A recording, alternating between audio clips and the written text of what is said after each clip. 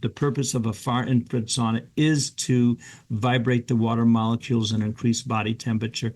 By increasing body temperature, increasing circulation, lowering the blood pressure, flooding the body with oxygen, activating the parasympathetic nervous system, that gets you into the now. Are you curious about discovering ways of making your life better? Then welcome to my podcast. I'm Bob Nickman, and this is The Exploding Human.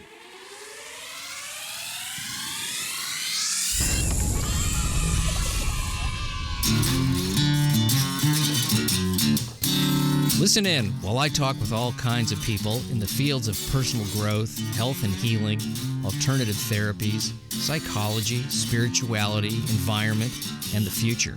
I'm looking for those answers that make life better for everyone.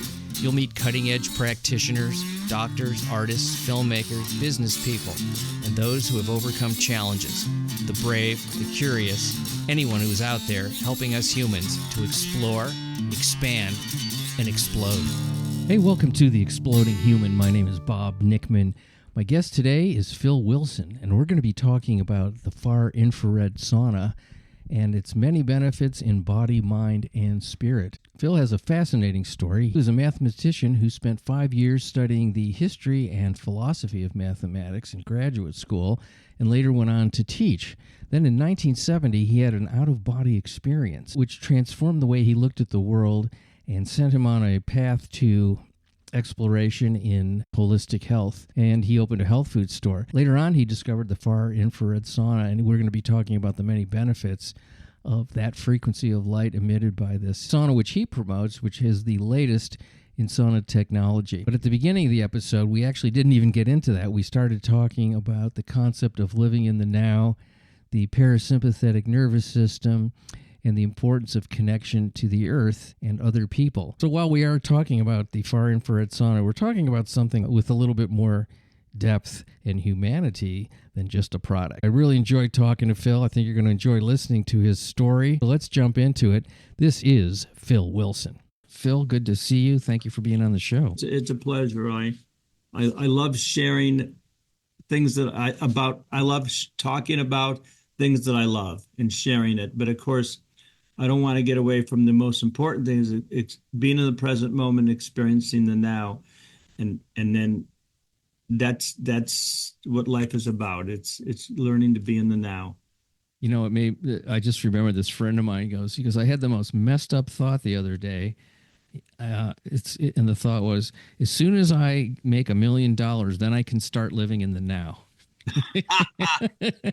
It's the other way around. Yeah. Well, he knew it. He just had the thought. Yeah, right. I know. Yeah.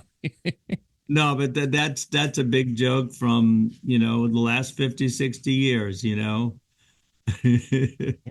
It's like, well, the now is great, but you still need a decent income. Right. Exactly. Right. So from what I know about you, I read your short bio. So you were basically a kind of a math whiz, somebody who was very academic, and you started working in mathematics and doing all these shall we say, quantifiable tasks. Yeah, and then you had an experience. I want to hear about this experience that changed everything for you. We're going back to 1970. Yes. Well, I dated this woman for a couple years, and after the first year dating, she met this other guy, and then finally, after another year or so, it became evident that he was better for her than me, that he could give her what she needed. I couldn't. And so I went through a depression for 2-3 days when I realized that my dream of being with her and being an absent-minded math professor and she being my social secretary and taking care of all my needs, including my sexual needs, when that wasn't going to happen, and it was like my life was ruined as I had dreamed it. So that was wonderful. That was one of the most wonderful experiences of my life, because somehow in the throes of those 2-3 days, I had an insight. And the insight was a realization that I simply had to pick myself up from the bootstraps and get involved in music, art, and dance.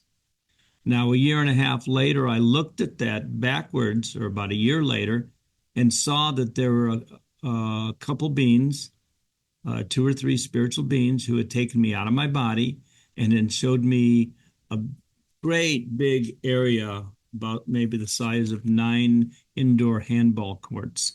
And in one third of the area, women were doing music, and the other third, they're doing dance, and the third, they were doing art. And that's what they showed me. They said, you're too left brain. You need to think and feel at the same time. You need to start learning how to feel. And so, but again, I didn't know that at the time. I just was lit and I was somehow connected to that fountain of life, the inner sound, the audible life stream, the sound current. Once you drink of this water, you never thirst again. Well, that happened to me, and I'm just a little Jewish boy who doesn't even think anything about God or anything like that. Those things were irrelevant to me. I was just living life, enjoying it, being kind and getting through life. But of course, I wasn't free, and I was sort of like, I say I was a cross between a Jew and an agnostic and an atheist. It just, I thought everyone who believed in God was crazy, and I just lived my life. Now I say that I'm in love with the process of how all life works. And that to me is my definition of loving God. It wasn't until I read a book by um, Alan Watts, The Taboo Against Knowing Who You Are, when he said that thing you're experiencing, this is about 6 months later, that's what they call God. I said, you got to be shitting me. I thought everyone who believed in God was crazy. So, I was lit. I was starting to be guided toward a lot of books on the esoteric sides of spiritual awareness, these books by the Theosophical Society written in 1904. And I was, slowly and I was reading Fritz Perls, and I was reading Ronald Lang and Ram Dass. And so I was definitely on a spiritual journey. And when I read the book Be Here Now, before it came out, the middle section, I was the butterfly that came out of the cocoon. I was a moth being drawn to the flame. And that explained what was happening to me because I had no clue. Before that, it was really sort of like I graduated college at Indiana University. I had an honors degree in mathematics in 1970, end of May. And then I spent the summer in Chicago working for the A.C. Nielsen Company as a statistical clerk, overpaid by far. The job, I sort of finagled a way to get that job. And then I went to Ohio State University for graduate school in the fall. But during that summer, I was determined to find out what life was about. I was determined because I said, how come I got passed by? Everyone in life knows what life's about, but me. And it just like was so, and I was just determined, no matter come hell or high water, I'm going to find out what life's about because I was naive and sleeping and just doing my thing. So about another year later, after I had talked to my advisor in math, saying, I just can't do the math anymore. Then things got worse in a sense of a good way, as I met a yogi who was traveling through Columbus, Ohio, on his way to Europe. He was with Self-Realization Fellowship, and that he was studying under the teacher who was under Yogananda, Paramahansa Yogananda, who wrote the book Autobiography of a Yogi. And that was, he suggested I get that book and read it. And when I did, I was a little embarrassed having this yogi on the cover of the book. So I took the cover up and I walked around campus at Ohio State University, where I was a graduate student, without that cover of the picture of his head. And he also suggested I read the book Yoga Sutras of Patanjali. Wayne Dyer calls it Patanjali. I don't know exactly how it's called, but at any rate, he asked me, I met him at the Oval at Ohio State University, outside of the Student Union building or the library, I forget which. And he asked me, is there anything going on at night? And he was wearing these yoga pants, and I don't even think he had a shirt on. He was about 7 feet tall. And after talking to him for 20, 30 minutes, after I did a double take and said, when I first said just no, I said, well, no, let me think. And I still didn't know. But we talked for about 20, 30 minutes and my neck got tired. So we walked over to my apartment, which was about 6 blocks away. And he said, well, try this exercise. Try this exercise. We put a mattress behind me and we did this kind of exercise. And I would look into my third eye and say Om. And I did this about 20, 30 times. He said, you don't black out, you sort of like blue out. And anyway, after doing this 30, 40 times, and then he took a walk and then he came back. And, after he left, all of a sudden my whole body, it was just electrified. It's like every cell in my body was buzzing. And I could, and 3 days later, when I tried to eat some meat, uh, it like, it left me comatose. I felt like I was on Thorazine and I was in a mental institution and I couldn't, my mind wouldn't work.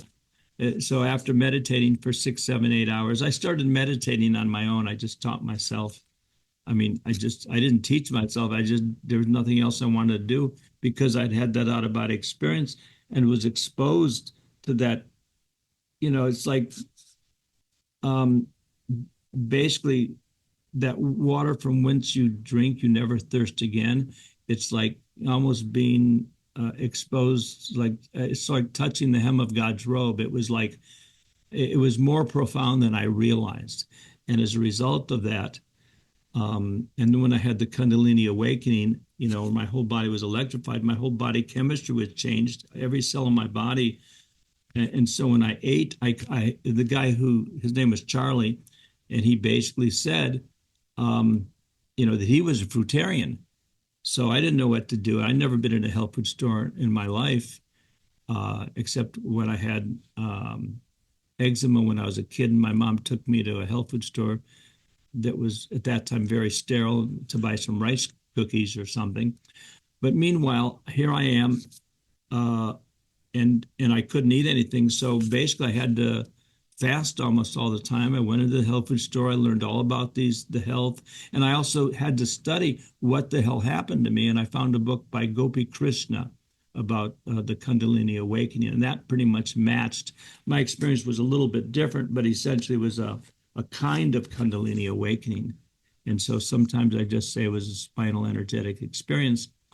But then for the next 9 months, I was pretty much living on cashews, dates, and figs as 80% of my diet. And I was doing these intense yoga exercises and meditating and doing yoga stretching for about 4, 5, 6 hours every morning. I'd wake up at 6, and by 12, I was ready to go out. So that's that's my history. I eventually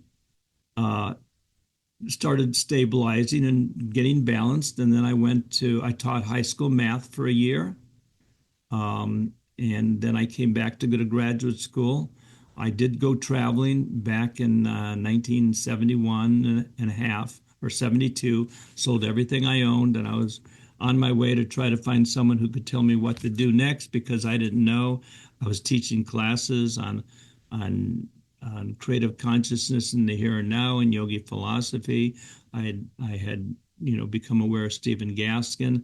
So I was a seeker. I was definitely a seeker, and I was just going to go out. I went to this yoga retreat. I went to the Rainbow Festival, and then afterwards I was going to go to Mount Shasta and just live there, thinking, naively thinking I could live there, and I didn't want to work, and I thought I could eat the plants and sleep outside. But we get crazy ideas, and somehow I got linked up with some spiritual teachers, and so I ended up going back to Gary, Indiana, spending a couple of weeks with my mom, and then going back to and dad, and coming back to Columbus, Ohio, to live. And I got a job with the math department as a teaching assistant for the first 3 months. When they could use me, they said they wouldn't need me afterwards. I was on a 4-year fellowship at Ohio State. I was going to be a chairman of a math department. I had to give up that idea. I no longer had it. And this is something interesting. When my math advisor is explaining to me that I had to discipline myself, I had a great realization, the difference between self-force and discipline. Self-discipline is when you apply inward pressure to do what you really, really, really, really, really want to do. Self-force is when you apply inward pressure to do what you do not want to do. Yeah. Yeah, but at one time I had, but in the present moment, no, it did not give me sucor. I was having so much fun meditating and having all these grand realizations, and I said, gee, I never have to I never have to work again. I never have to, I thought I mean, it's funny. I didn't have to do anything, and all these things, all my dreams were coming to me. But then a couple of years later, they quit coming because I had quit creating. I was in receiving mode, and so you have to do a combination of creating and receiving. Boy, life is so exciting and so much fun the more you live in the present moment. As I'm listening to you, I have so many questions, but Good. we have a lot in common actually. Cool. Most of those books that you're talking about were books I started reading too about the same time. Yeah. I'm a little younger than you, but so I remember reading, Be Here Now and a lot of Alan Watts. I read all that stuff. I was very curious as you were. I really was seeking at a pretty young age. I read about 8 of the Herman Hesse books. Yeah, I wrote Years at a time. and so I also have spent a couple of years in Columbus, Ohio, so I know that area very well. Ah, I remember in college, Stephen Gaskin coming to the college with his band and ah, talking about the farm, the commune, yes. the farm that he had. I used And to so teach so in that class. that was in the air at the time in the early 70s. There was a but let me tell you what happened to me. I was very curious about all that stuff. There was a missing element, which I realized later, which was I didn't help anyone. There was no service at all as part of my life. I didn't even. It's not that I didn't want to do it. I didn't even know about it. It wasn't even a thing for me. Yeah. And I remember thinking, well, this isn't working the way I want it to. I'm just gonna keep. What I'm gonna keep. The part I'm gonna keep is the drugs, and I'm going to do that. I'm going to do the shortcut. I'm going to do the LSD and smoke weed, and that's how I'm going to be.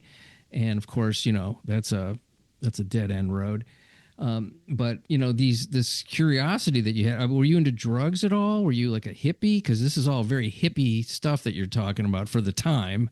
Well, Um, I was when I had my out of body experiences, I was totally naive and straight. I had no idea that half the people in my fraternity house were doing marijuana. I had no clue. I was totally oblivious of yeah. that. Okay. That's kind of an amazing thing, when somebody, well, we used to call it this, the straight world, Right. not gay or straight, but like drugs are Yes, straight. drug straight. Yeah, but And I always loved that when I'd see somebody kind of go, oh man, it's all the stuff I've been taught is kind of bullshit. There's a whole other unseen world that I can find. And that sounds like it just sort of happened to you. yeah. Yeah. But it did lead me into smoking marijuana and doing LSD. So that came afterwards, but I had the out of body experience before any drug use. I had an experience when I was a kid, and I never told anybody about it until, I was an adult. And it was kind of an out of body experience, but what it was is I was laying in the grass in my parents' backyard, and I was probably about 8, 9, 10, maybe somewhere in there. And I was just laying on my back. It was a sunny day, and I was looking up at the clouds, and I went up into the clouds. I felt myself go up into the clouds, and I had this realization that there's this force, this energy, this thing that's going on that no one's talking about. And I go, oh man, I've just discovered something, and it's there, and I can feel it, and I know it, and I'm part of it right now. And this was, I don't know how long I was in that state. Could have been a half a second. It could have been 10 minutes. I don't really know it. And I remember coming out of it going, I can't tell anybody about this. It's too profound. No one's going to believe me. no one's ever talked about this, so either they don't know about it or you're not supposed to talk about it. And I just kept it to myself. I never said anything. Yeah. And you know, it probably wasn't the intensity that you're talking about, but it was just, nevertheless, here I am, 60 plus years later, and I remember it. Well, You can feel it almost again, yes. Yeah. Well, those are real experiences, and I know I was once when I was back in graduate school in 1976. I left my apartment or my house, and I saw the spiritual teacher sitting in the chair, as I left. And, and the question is it real or not real? Was he really there? And all I can say is that experience right now of seeing that spiritual teacher, one of my spiritual teachers, was in that chair is as vivid now as it was when it Yeah. happened. Yeah. And so, I've been taught and I pretty much verified that I'm the one that decides whether it's real or not. No one else can decide that for me. That's why when that saying, if you see the Buddha in the road, kill him. In other words, no one else, in the final analysis, it's your decision to do or not do is yours. And it's your decision to decide what is real or not. No one else can make that decision for you. And that's freedom. Yeah. So you had these experiences. You were doing these things. You started to get into health food. That was your sort of your income, I guess, Yeah, your yeah. vocation. Well, not a no. I mean, it wasn't until 76 that it became my income. I Yeah. was still a graduate student. I was teaching.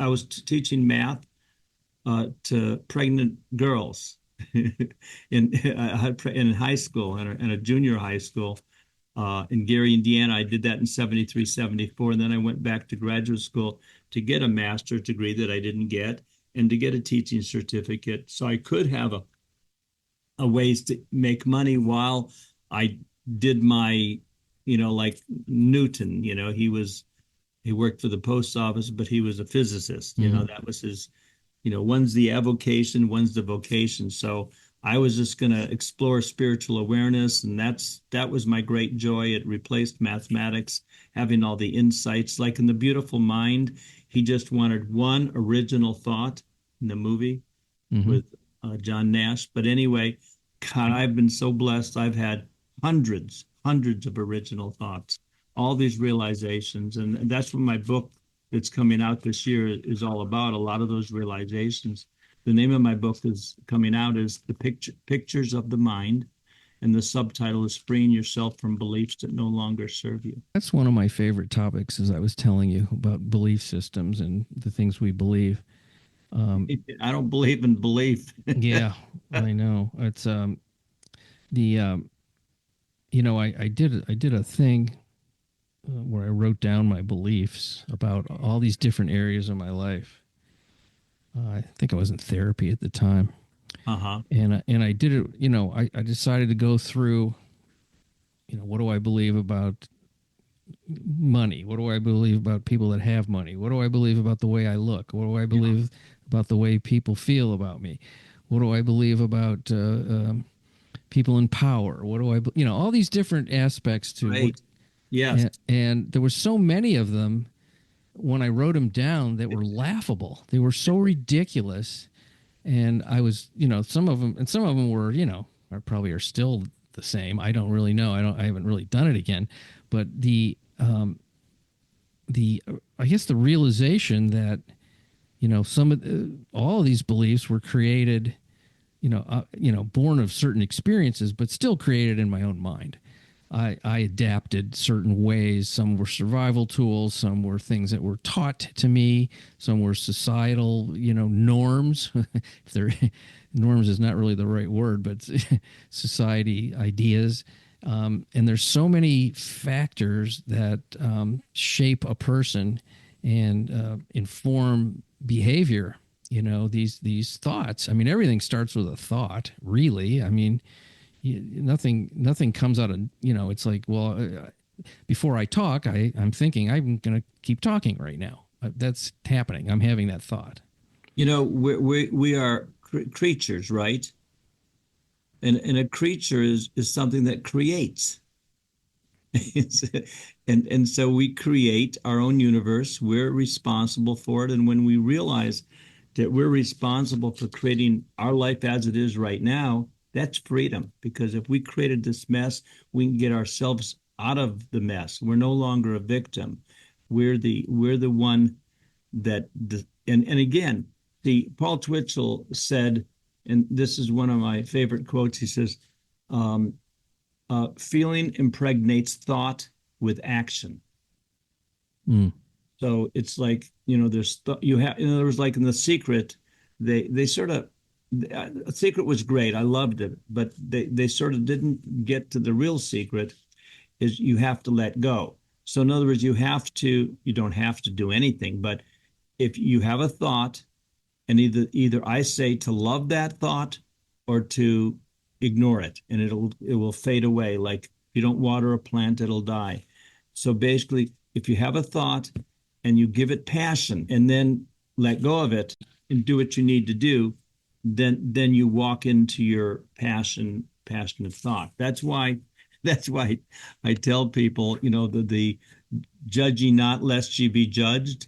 The worst thing we can do is to judge, because when we judge something, we give it all this passion, and then we let go of it. See, that's how to manifest something. You have a thought, you give it all this passion, then you let go of it, and then it manifests in your life. And that's why when we feel guilty about doing something, we sentence ourselves to do it again until we do it with joy. Yeah, that's an interesting thing, because I've had periods of time where I've had what I would call intrusive thoughts, which I don't, which I say I don't want, because they don't make me feel good, and yet they keep coming back. And they seem strong and kind of real, even though intellectually I know that they're not. Yeah. That's been a thing that I'm always wondering, like, well, I know this isn't even true. I know it certainly doesn't serve me. Why am I, having this, it seems like it's coming from somewhere else. Doesn't even seem like it's coming from me. Because, my mind is telling me one thing, but then I'm having this, I guess it's coming from feeling on some level. Because those are, there's very, very sort of joyful and empowering thoughts, and then there's those intrusive thoughts, which are just, they feel like anchors. What I've noticed is when you see, it's like honor thy mother and father. That's true and not true. It's true that it's yes, but not just them. You want to honor everyone. So you want to honor your thoughts, the crazy ones, the intrusive ones, and allow them to be, and then you don't give it any attention, and they die for lack of attention. See, attention is another word for love, because what we give to attention to will you help it grow what you give attention to. Yeah. Mm-hmm. And Yeah. so if you don't give any attention to, and they just, but if you focus on it, like trying to push it away, that's giving attention to it. You're making it stronger. Absolutely. And it's going to grow. Mm-hmm. So it's basically you replace it with other thoughts is the only way I can sort of imagine it, is like go into something that does make you feel good and that you're passionate about, that really works for you, and do that instead of trying to push the other ones away. Go towards the things that are helping. Yeah, well, nature abhors a vacuum, and that means that when it's like exactly what you said. Okay, my little dog, it's about 6 months old. It won't leave my girlfriend alone. And I went back to as when I was a kid, like 1 year, 2 years old, I wouldn't let go of my mom. But eventually, you meet, you have adventures, and you go off and you meet other kids or whatever, and all of a sudden your attachment to your mom is no longer. And so it's like when we find other activities to replace the abhorrent ones, or the ones that are clinging. I don't. Clinging is not one of my favorite words. As a matter of fact, it's funny. My name is Philip Wilson, and there's a band called Wilson Phillips, Yeah. and their most famous song is "Hold On," and I say I'm Philip Wilson, and I say "Let Go." Hmm. But I remember in my I'll call them my drug days in 71, 72, of being of this vortex bringing me in. And I remember clinging to the walls of this vortex, and you finally just let go, and all of a sudden you're in a new world and you're free. And it's like you graduate from high school and you're on top of the world, and all of a sudden you're a freshman in college, and you went to the vortex of graduation, and now you're a novice again, and you have to again do the trial and error, just have an adventure. Did you notice that most of the children's books, or a lot of them, are start with the adventures of, like Adventures Yeah. of True. Huckleberry Yep. Finn? Hmm. And that's because life is an adventure. And when we quit seeing life as an adventure, and and and and and when we quit realizing that all life is a risk, and that risk is okay and it's healthy, and we make sure we have fun. That's all. See, I was meditating in 1997, and I was trying to find a new name for my business, because it was called Awareness and Health Unlimited, and Unlimited is actually Pythagoras, the great spiritual teacher and mathematician, said that everything vibrates, and he also said that unlimited was the negative and limited was the positive. And here I call myself Awareness and Health Unlimited for my health food store. And I got into trouble in 97. I had uncontrolled expansion, and so it's time to have a new company name. And so I'm meditating, and I wake up out of my half-hour meditation, and I'm letting go of the word transformation, and it goes back into this vortex, into the heart of creation, or the heart of God. And then I'm in my body, and I'm looking at this, my third eye is wide opening, and I'm looking at this beautiful paradisical lake. And there's a volcano in it that I realized that had mud ground coils all going up, and I realized later that's called a serpent mound. And I'm just looking at it, just appreciating the beauty, and all of a sudden out pops a little lottery ball from the volcano, or a ping pong ball with the word momentum on it. And I hear the word momentum. I said, "Oh my gosh, that's the name of my company." That's such a mundane word. And then they said, whoever they is, but they said, "Taking advantage of the moment." I said, "Oh my gosh, I didn't realize momentum came from the word moment. That's cool. Okay, I can accept that that's the name of my company now."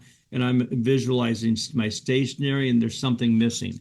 And when I realized there was something, and I said, and as soon as I said to myself, "There's something missing," I hear the phrase, "propelling yourself into greatness." I said, "Oh, that's cool." And then all of a sudden, the third eye shut, and I'm in blackness.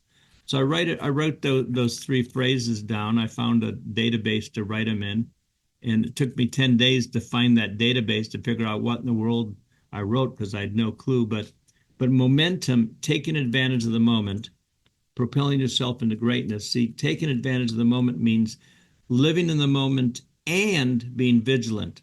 And there's listening. So, and if you're listening, while being in the moment, like there's tigers in a jungle and you have to be careful, but you're really enjoying the moment on your adventure. And then all of a sudden a new wave comes by. And if you're listening, you plug into the wave, you get in front of it, and it propels you into greatness. And so that's the adventure of life. That's living in the present moment. And that to me, was just sort of exciting, how to view life. Always get back into the present moment. I don't like drudgery. I'm learning not to judge anything. And I found the antidote for judging. Do you know what it is? I do not. It's observation, which comes from the word observe, which comes from the word serve. See, it's a light switch. Okay. If you judge something, then you're not observing. And if you're observing it, you're not judging. It's an on or off. And like when you ever look at a sunset, you don't say, "I think the purple should be where the orange is," do you? You just No, appreciate it. right, you don't. No, the purple is in the wrong place. Yeah. So anyway, after I was talking to someone about a couple years ago, and they didn't understand the difference between a judgment and an observation. I said, "How can you not see the obvious?" And then after a couple months, it finally dawned on me that there's a dark lining in every judgment that you don't find in an observation, Yeah.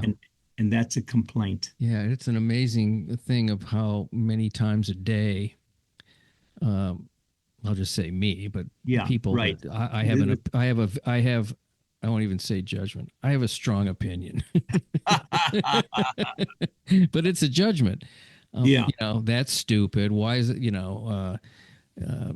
look at that. Oh my God, look at that person. Look what they're doing, and it's just, and you don't even know the history of the thing that's going on. You don't know why somebody is acting a certain way or why they, why something is the way it is. You don't really know that. So there's an assumption there that's filtered through your own experience. And some of it is, judging yourself too. It's like, well, if I was 50 pounds overweight, it would mean XYZ to me. So Yeah. therefore it means that for that person. And I don't know, first of all, why am I saying the person's overweight? They're the weight that they are. I'm just picking that, I'm just picking that because it's an easy thing to judge somebody, they're overweight. They're weak-willed. They don't care about their health. They're slovenly. They're lazy. I mean, these are all the things that kind of run through your mind, and I don't know any of it to be true. It's just, you know what I'm saying? It's just, Yeah. and you do that all day long. Yeah. You look at a car and you have a very strong opinion about a car. What that means about the person that owns that car and the color and income level and social status. I mean, all kinds of things all day long. This happens. I mean, I can't imagine what it would be like to not judge as often as I do, or at least not even cut it in half. What that would be like, because it really is an ongoing. And some of it is a survival instinct too. Yeah. It's like, well, I have to judge this to see where my safety level is too. Yeah. That's a natural sort of survival instinct.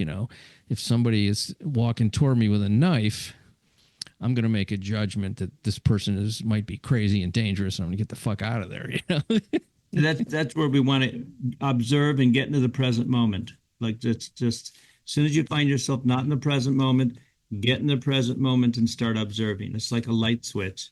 And then when we're in the present moment, then we have the divine guidance, absolute reliance on inner guidance is to me what life is all about. And if you're not in the present moment, get in the present moment and do your best to listen. Well, that's where you get the gift of intuition.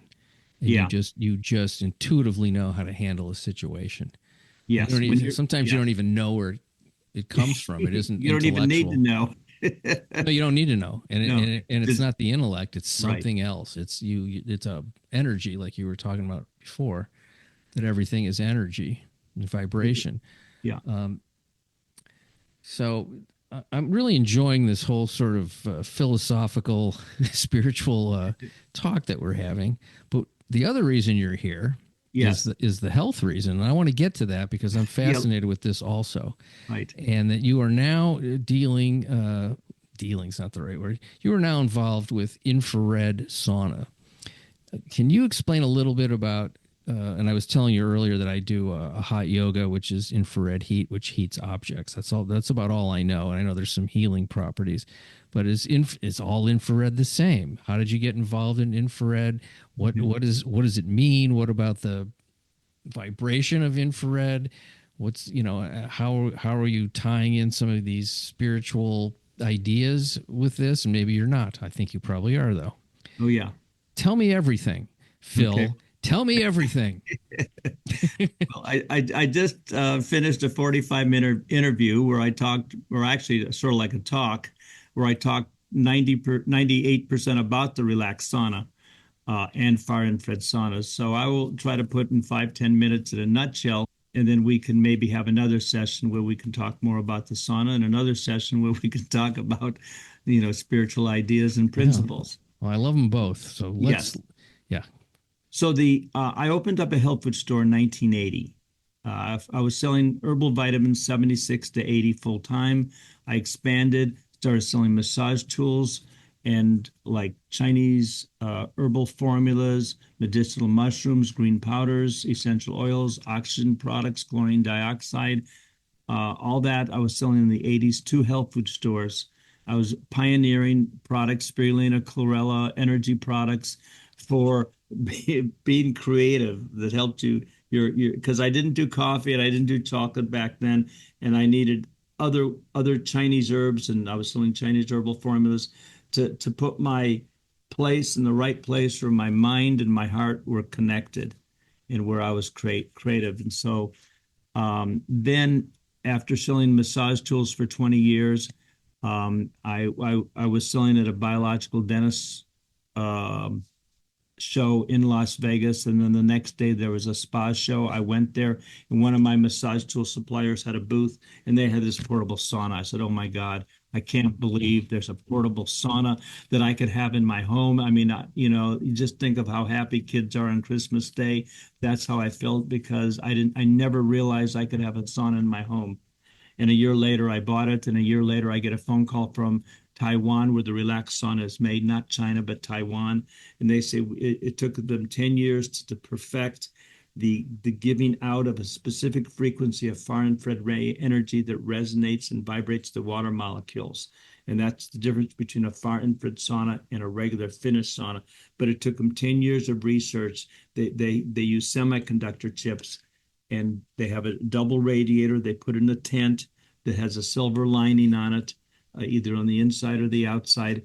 And even though it's invisible light, far infrared light is still a light, and it still goes at the speed of 186,000 miles per second, and it's reflected by a mirror or a mirror-like surface, and therefore it makes the tent, every surface and nook and cranny of the tent would reflect the far infrared light, and it would go into your body. And the far infrared light between 7 and 14 microns, that's a special frequency, and not all saunas have a whole lot of that. Like curcumin is the active ingredient in turmeric. Far infrared light between 7 and 14 microns. That's the magical frequency that's the same as water, the same as your human body, because Pythagoras said everything vibrates. The human body vibrates. We send off, and mammals and birds, we all vibrate at a certain frequency of light. It turns out to be 9.4 microns, which is about 1/5 the diameter of a human hair, by the way. And water vibrates at 8 microns, which is pretty close to what the human energy is. And that's about 1/6 the diameter of a human hair. They're pretty much the same because we're pretty much 99% water. About 79% of our cells are water, and 99% of our body is water, according to Dr. Gerald Pollack, who wrote the book, The Fourth Phase of Water. So it's all about water. Far infrared saunas work with the water. There's all these other energy medicine technologies. There's a lot of stuff about red light and near infrared light. They don't work with the water. They work with the proton. They work with the photons. And the purpose of a far infrared sauna is to vibrate the water molecules and increase body temperature. By increasing body temperature, increasing circulation, lowering the blood pressure, flooding the body with oxygen, activating the parasympathetic nervous system, that gets you into the now. That's the most exciting thing. And the Relax Sauna, because it has 100% of this frequency, we sent 3 saunas to Harvard MIT Science and Technology Lab. The $1,300 sauna only had 8% far infrared ray. The Amazon sauna had 0%. It was 100% near. The Relax Sauna was 100% the exact frequency, 7 to 14 microns, that Dr. Yamasaki talked about in her book, The Science of Far Infrared Therapy. So because we give you all of that frequency, that has a profound impact on the body. So the Relax Sauna gets you into the parasympathetic. It feels like loving light. It feels like you're being hugged by your loving grandma. It feels like you're basking in divine love. It also, if you go into the Relax Sauna 5 to 7 minutes, it's 100% to 50% of your pain will be gone. guaranteed every time without sweating with your clothes on. And if you do a 20 minutes profuse sweat, it would take you an hour in any other infrared sauna. Infrared saunas are different than Finnish saunas. The Mayo Clinic says if you have a heart, if you're one of our heart patients, we say do not go into a hot tub, do not go into a wooden Finnish, not far infrared sauna, a Finnish sauna, because the heart will have to race to find an equilibrium and between the inside temperature and the outside temperature. But because far infrared energy increases your body temperature because it vibrates the water molecule. And according to Dr. Yamasaki, that weakens the ionic bonds and releases the heavy metals and the toxic poisonous gases that are held together previously by the clumped water molecules, which are now weakened. And so that's gone. And the heavy metals will leave the body, and the far infrared sauna detoxifies you. And 17% of the sweat from a far infrared sauna is toxins, and only 2% of the sweat from a Finnish sauna. The Finnish saunas are great, and I love them. And all saunas are great. And every single sauna that's sold on Amazon, whether it's a $8,000 Witta sauna or a $300 Amazon sauna, they're all going to be very beneficial. But the Relax Sauna, and the website is relaxsaunas.com, relaxsaunas with an S.com. That's like the the la creme de la creme, because we give you the active ingredient. There's a detox specialist in Las Vegas. She says that she gave her $1,300 sauna. She gave her higher dose blanket away because the Relax Sauna felt revitalizing. Because once you activate the parasympathetic, then the mitochondria will give you true energy, not caffeine nervous energy. Once you get into the now, and you're in the now long enough, then the real spiritual energy starts coming up in your life. And it's just a beautiful, beautiful thing. By the way, I have a definition of pain that you'll enjoy. You know what it is? I'm going to find out. Here we go. It's the awareness of time. Can you explain that more? Have you ever hurried? Have you ever worried? Have you ever waited? All those are very subtly extremely painful activities. You're talking about impatience and yes, yeah, that's an unpleasant feeling. Yeah, and there's a book called Talons of Time that I read about 50 years ago. Just imagine the picture, Talons of Time. Mm-hmm. Yeah. In the book, you know what the evil ones were called? The time makers. Oh, yeah. Wow. Okay. So when you're in the present moment, there is no time. Therefore, there's no pain. So when you activate the parasympathetic nervous system through a far infrared sauna that slowly heats your body, and see, Hippocrates said, find me a way to create fever and sweat, and I will cure any disease, any disease. And that's because if you study, on PubMed.com or anything, what happens when you have a fever? What happens, in all the research on far infrared saunas. Now, we have a book out. It's on our website. It's called Infrared Illuminated. And there's about 100 research articles on the benefits of far infrared therapy. And the lady's been using the Relax Sauna for 2 years. She talks about it in there. But anyway, there's a lot of education. Now, there's people out there saying red light is the red light's good, but it only goes in 1-2 millimeters. They say near infrared will do all these things in far. No. The book is Detoxify or Die by Dr. Sherry Rogers. She was an environmental medical doctor. And in the late 90s, all these people with multi-chemical sensitivities and environmental problems would come to her, left for dead by the medical establishment, and she would get them all fixed by using far infrared wooden saunas. And that was like, and then she published her book, Detoxify or Die, and she spawned the industry of far infrared saunas. This is fascinating. The book was published in 2001. And I can go on and on and on and on and on about the people who had sciatica pain, 7-8 sciatica pain for 6.5 straight weeks, got in the Relax Sauna at a conference on extraordinary technology. And after 10, 12, 15 minutes, he let himself sweat.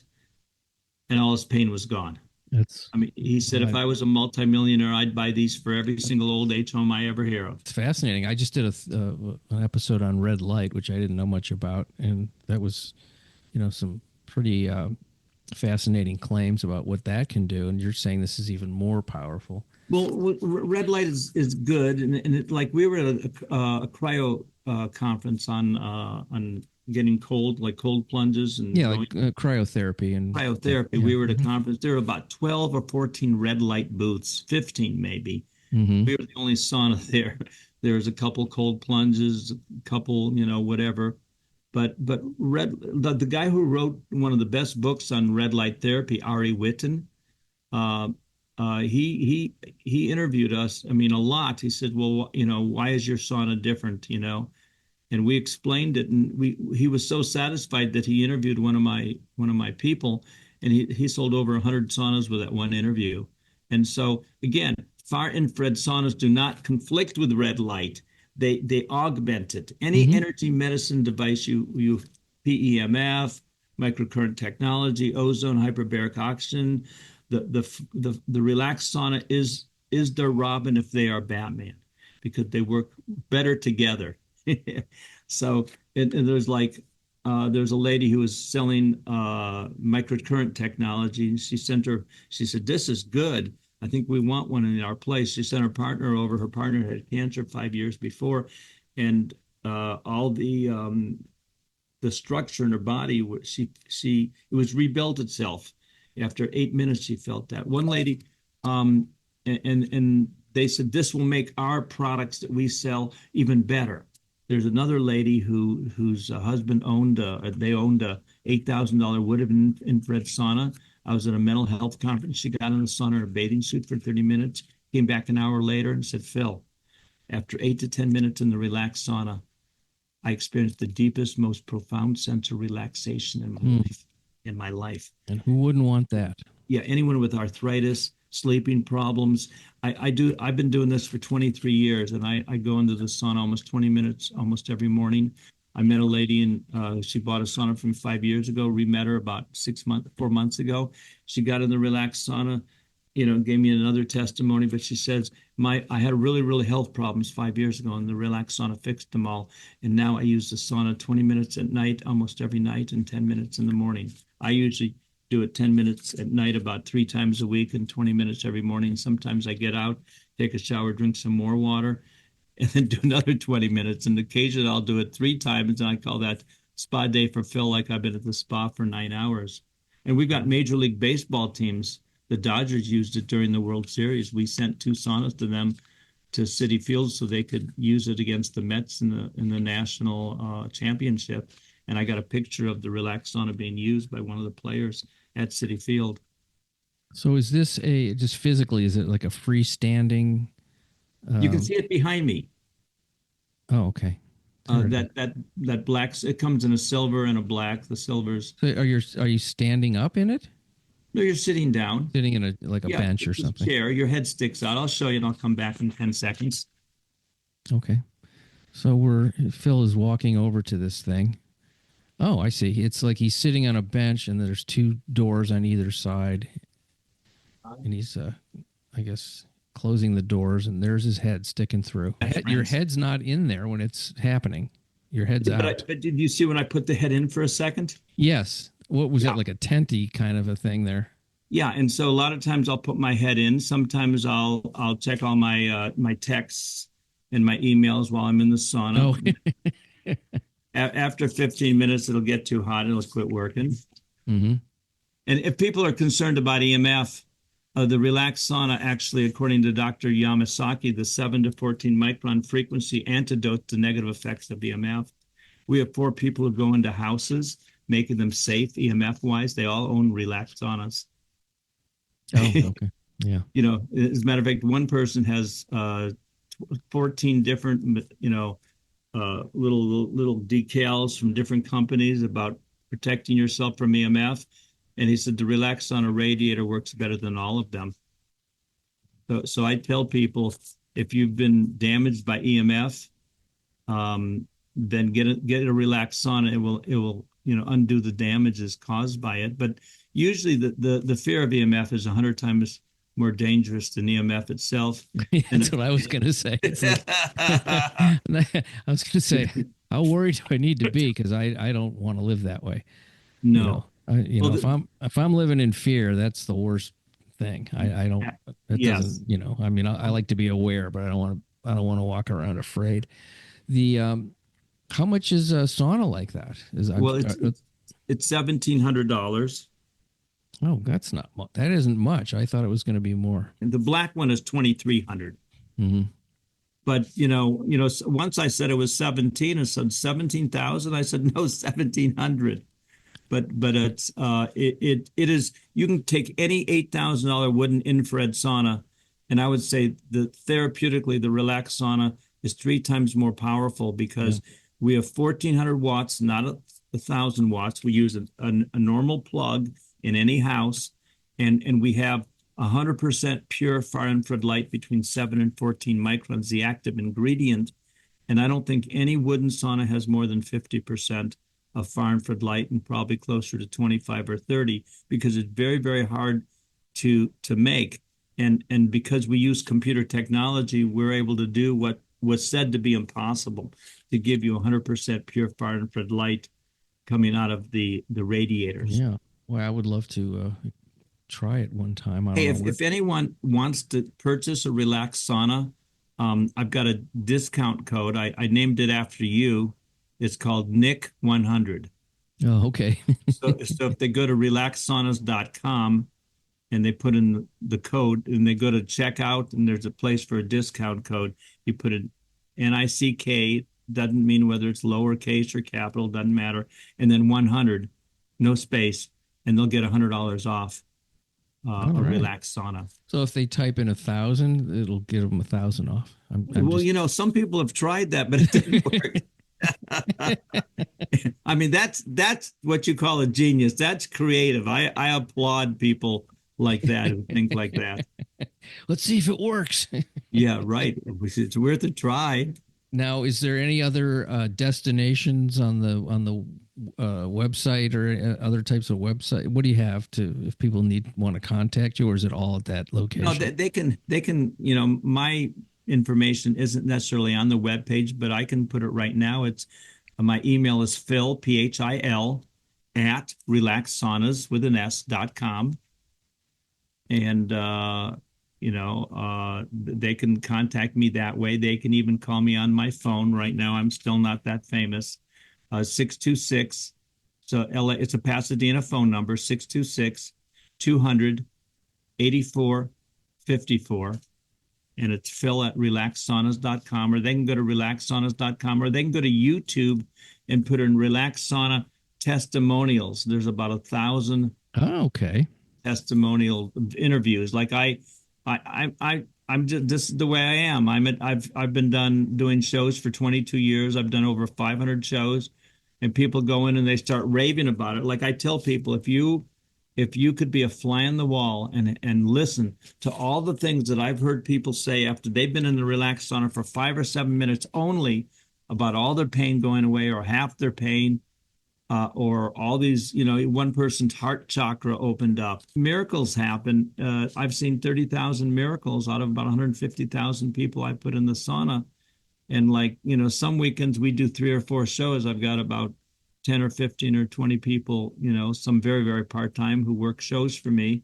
And we have fun, and they all love the Relax Sauna. So it's almost like they're not working. I mean, they are working, but they're having so much fun because they're sharing something that gave them great joy. I used to have a big sign behind the Relax Sauna saying brings joy. Another one saying mental clarity. Yeah. So I guess people probably even have some emotional release. You cleanse the body emotionally and mentally because it tunes you in spiritually. You feel grounded. You feel connected. See, that's the word we were talking about earlier, connected. When you feel connected to the divine, you become all powerful. And then when you feel connected, you can rely on it. You can trust it. It says on the dollar bill, trust in God. Mm-hmm. And it's like, but it's that feeling of connection. And even when you don't feel the connection, it's the knowingness of having experiences being connected for a large part of your life. It's the knowingness you're connected, whether you feel it or not. And then all of a sudden it's there. You feel the energy pulsating through you, when you reach a moment of clarity. I mean, I've been so blessed so many times, to be able to say the right things to the right people at the right Yeah. time. Mhm. And it's just learning to listen. It's just, absolute reliance on inner guidance. Well, thanks so much for being on the show, Phil. And folks, you have the destinations you can go to find out more, and I will also put them in the show notes. But thank you so much, and best of luck to you and your company and all the wonderful saunas that are going to be helping people. Well, I am grateful to be able to meet you, and I look forward to regularly, having a lot more sessions with you, because there's so much information that together we can get out there that can help people become more free. Much appreciation for you folks listening to The Exploding Human. The website is theexplodinghuman.com. You can also listen on YouTube. That is The Exploding Human with Bob Nickman. Once again, I want to thank Phil Wilson for being on the show. And you can find out more at relaxsaunas.com. And you can email Phil at phil@relaxsaunas.com. Have a fantastic day. Thank you.